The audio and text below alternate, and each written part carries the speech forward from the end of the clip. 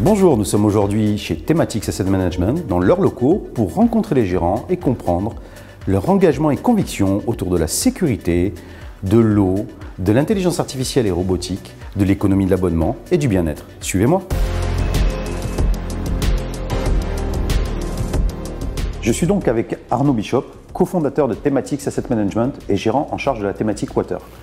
Merci Arnaud de nous recevoir. Arnaud, une première question me vient. Explique-nous pourquoi il est indispensable et incontournable aujourd'hui d'investir dans cette thématique Water de l'eau. Alors j'ai envie de dire, c'est incontournable d'investir dans le secteur de l'eau parce que c'est une ressource essentielle à la vie. On ne peut pas vivre sans eau.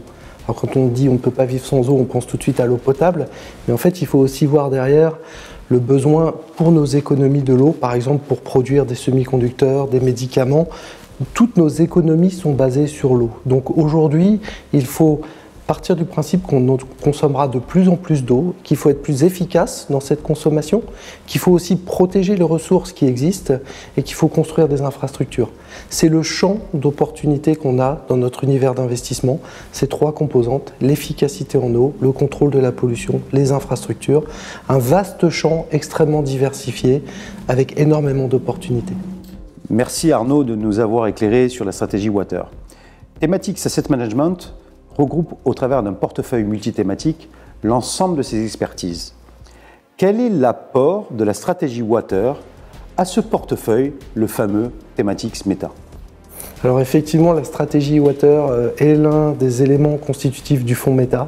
L'eau est un élément essentiel à la vie et c'est vraiment important d'avoir au sein de ce fonds Meta cette stratégie bien différenciée avec effectivement un angle plutôt défensif mais aussi un angle extrêmement diversifié par rapport aux autres stratégies puisqu'aujourd'hui on a à peu près 6,6% des titres dans la stratégie eau qui se retrouvent dans les autres stratégies qui composent le Meta.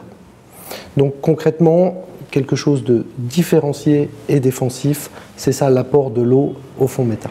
Merci Arnaud de nous avoir éclairé sur tout l'intérêt d'une telle stratégie, la stratégie Water, et du rôle qu'elle peut apporter au fonds Thematics Meta.